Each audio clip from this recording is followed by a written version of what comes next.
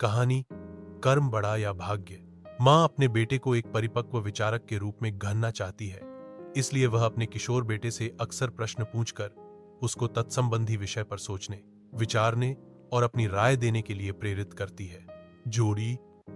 मुख्य पात्र आदित्य, 12वीं कक्षा का छात्र।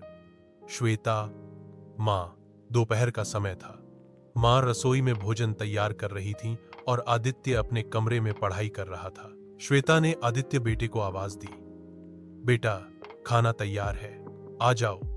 आदित्य आया और जैसे ही डाइनिंग टेबल पर बैठा, श्वेता ने उसे खाना परोसते हुए पूछा, आदित्य, एक बात बताओ बेटा, तुम्हारे हिसाब से कर्म बड़ा है या भाग्य? आदित्य मुस्कुराकर मां की आंखों में देखता है और कहता है, मां, पहले आप बताइए, आपके हाथ में अभी क्या है, कर्म या भाग्य?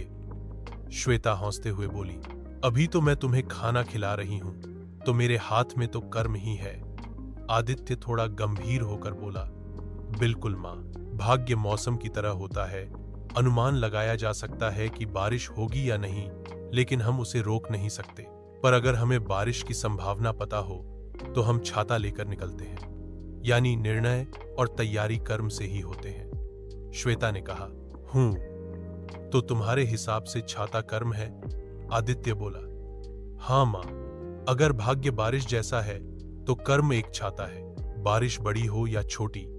अगर हमारे पास छाता है तो हम भीगने से बच सकते हैं। कर्म ही हमें जीवन की कठिनाइयों से उबारता है। फिर आदित्य ने अपनी बात को और स्पष्ट करने के लिए कुछ उदाहरण दिए। मां, देखो, किसान को ही ले लो, वो नहीं जानता कि इस बार अच्छी बारिश होगी या नहीं, पर वो खेत जोतता है, बीज डालता है, सिंचाई करता है। अगर वो भाग्य पर बैठा रहता तो फसल कैसे आती? यहां भाग्य बारिश है, लेकिन फसल कर्म से ही उगती है। या सफाई कर्मी को देखो, हर सुबह वो अपने हिस्से की गली साफ करता है, उसे फर्क नहीं पड़ता कि कोई उसकी सराहना करता है या नहीं, वो अपने कर्म को पूजा मानता है। मेरे लिए भी तो यही बात लागू होती है। अगर मैं सिर्फ सोचूं कि अच्छे नंबर आ जाएंगे, तो क्या वो आ जाएंगे? मुझे पढ़ना पड़ेगा, अभ्यास करना पड़ेगा, मेहनत ही मेरा कर्म है। एक साधक का उदाहरण भी लो, वो रोज ध्यान करता है, शुरुआत में शायद कुछ अनुभव नहीं होता, फिर भी वो निरंतर साधना करता है, क्योंकि उसे विश्वास है कि कर्म का फल जरूर मिलेगा। मां, आपने ही तो मुझे साइकिल चलाना सिखाया था। मैं कई बार गिरा, फिर भी आपने मुझे हार मानने नहीं दी। हर बार उठकर फिर से चलना, यही कर्म था, और आज मैं साइकिल चला पाता हूं, ये मेरे कर्म का फल है। रामायण और महाभारत भी तो यही सिखाते हैं। श्री राम को वनवास मिला, वो भाग्य था, पर उन्होंने धर्म निभाया, वो कर्म था। अर्जुन को युद्ध मिला, वो भाग्य था, पर धर्म के पक्ष में खड़ा होना, वो उनका कर्म था। श्वेता अब भावुक हो चुकी थी।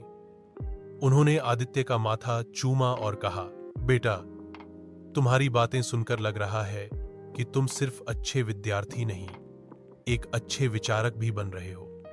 मां को तुम पर गर्व है। आदित्य मुस्कुराकर बोला, मां, मैं ये तय नहीं करना चाहता कि कर्म बड़ा है या भाग्य। मैं सिर्फ इतना जानता हूं कि जो मेरे हाथ में है वो कर्म है, और मैं उसे पूरे मन, ईमानदारी और निष्ठा से करूंगा। कहानी का संदेश वीडियो के अंत में टेक्स्ट वॉइस ओवर।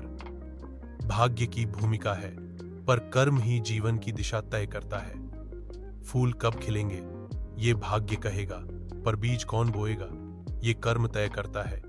इसलिए जो तुम्हारे हाथ में है उसे पूरी श्रद्धा से करो।